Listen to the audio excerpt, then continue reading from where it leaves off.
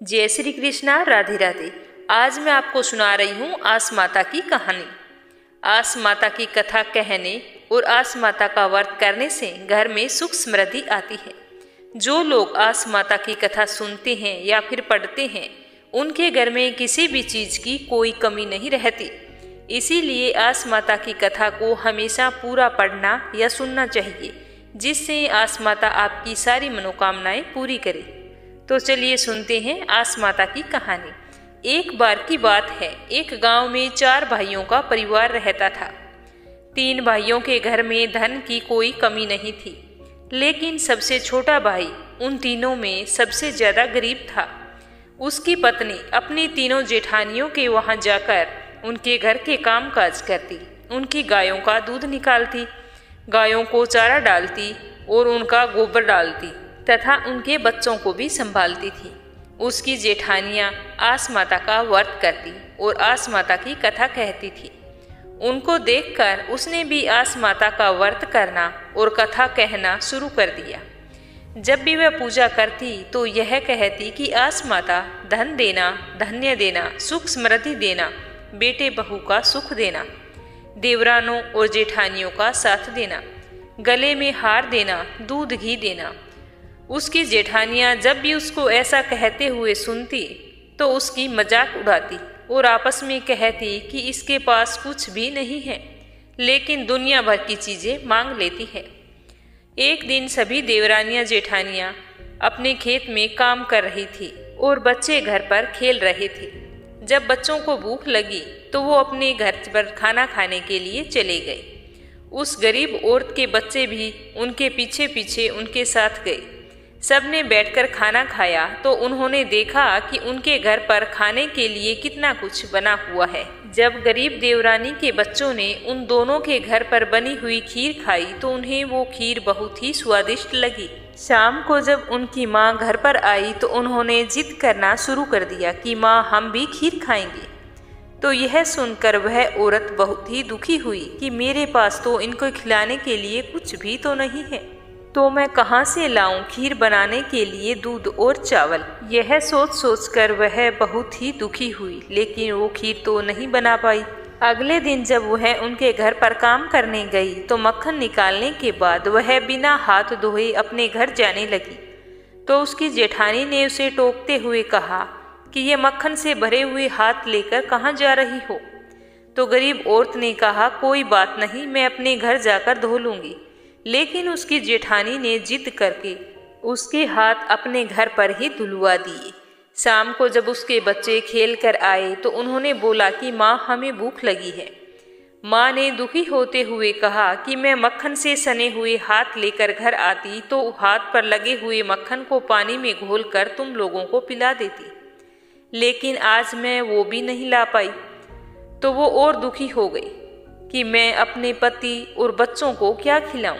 यह सोचते सोचते उसने कुछ कंकड़ पत्थर इकट्ठा किए और उसे हांडी में डालकर सोने के लिए चली गई। उसका पति जब खेत से आया और पूछने लगा कि घर में खाने को क्या बना है, मुझे बहुत ही भूख लगी है, ना खाने को खाना है ना पीने को पानी है, अब मैं क्या खाऊंगा। तो गुस्से से आग बबूला होकर वह प्रणाम करके घर से निकल गया। वहीं दूसरी तरफ भूख, प्यास, नींद और आस माता चारों उसी समय घूमने निकली थी। जब वो आपस में चारों बात कर रही थी कि इसने घर से निकलने से पहले किसको प्रणाम किया है, हमें इससे पूछना चाहिए कि यह किसको प्रणाम करके घर से निकला है। जब वह उनके सामने से गुजरा तो भूख ने उसे रोक कर पूछा कि तुमने किसको प्रणाम किया था। तब उस आदमी ने पूछा कि आप कौन हैं। तब भूख ने कहा कि मैं भूख हूँ, क्या तुमने मुझे प्रणाम किया था। उस आदमी ने जवाब दिया कि नहीं, मैंने आपको प्रणाम नहीं किया था, क्योंकि मैं भूखा ही घर से निकला हूँ। घर पर मेरी पत्नी और मेरे बच्चे सब भूखे हैं, तो मैंने आपको प्रणाम नहीं किया। तो फिर नींद ने उसने पूछा कि क्या तुमने मुझे प्रणाम किया था। तो उस आदमी ने कहा कि अब आप बता दें कि आप कौन हैं। तब नींद ने जवाब दिया कि मैं नींद हूँ।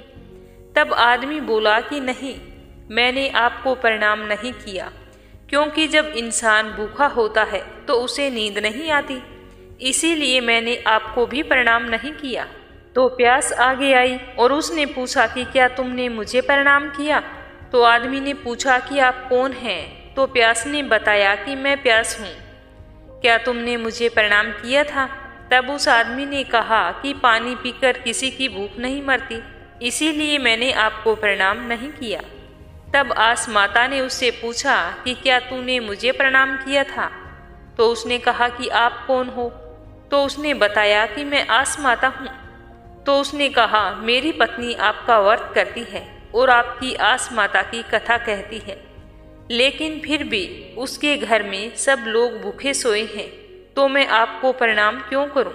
तो आस माता ने उससे कहा कि तुम्हें आगे जाकर एक नगर मिलेगा, तुम वहां जाना और जो तुम्हें चाहिए वो वहां पर तुम्हें मिल जाएगा। अब आगे चलकर एक नगर में वह पहुंचा, तो वहां जाकर उसे पता चला कि वहां के राजा की अकाल मृत्यु हो गई है और वहां की प्रजा अपने राजा के लिए बहुत ही दुखी हो रही है। उसने उस गांव वालों के लोगों को बातें करते हुए सुना कि अब अगला राजा किसे बनाया जाए। तो एक आदमी ने जवाब दिया कि हम गांव वालों को एक सभा बुलानी चाहिए और उस सभा में हाथी जिसके गले में माला डालेगा वही हमारा राजा होगा। तो गांव के सभी लोग नहा धोकर स्वच्छ कपड़े पहनकर सभा में उपस्थित हो गए। वह गरीब आदमी एक पेड़ के पीछे छुपकर यह सारी चीजें देखने लगा। हथनी को बुलाया गया और उसके सूंड में एक माला रख दी गई। गांव के सभी आदमी कतार में खड़े हो गए। हथनी पता नहीं किसके गले में हार पहना दे। हथनी ने इकट्ठा किए हुए सभी लोगों के बीच में से एक चक्कर लगाया, पर किसी के गले में माला नहीं डाली और वो फिर वहां गई जहां वो आदमी पेड़ के पीछे छुपकर बैठा था। तो वहां जाकर उसके गले में वो माला डाल दी। तो सारे लोग आश्चर्यचकित हो गए कि हथनी से गलती हो गई है। चलो कोई बात नहीं है, हम कल फिर से एक सभा करेंगे और इस बार हम दूसरी हथनी लेकर आएंगे। दूसरे दिन फिर से सभा हुई और आज नई हथनी को लेकर आए। उसने भी जाकर उस गरीब के गले में माला डाल दी, लेकिन दूसरे दिन भी लोगों को लगा कि हथनी से तो गलती हो गई। तीसरे दिन फिर से सभा बुलाई गई और वही बात दोहराई गई। तब लोगों की समझ में आ गया कि यही व्यक्ति हमारा नया राजा बनेगा।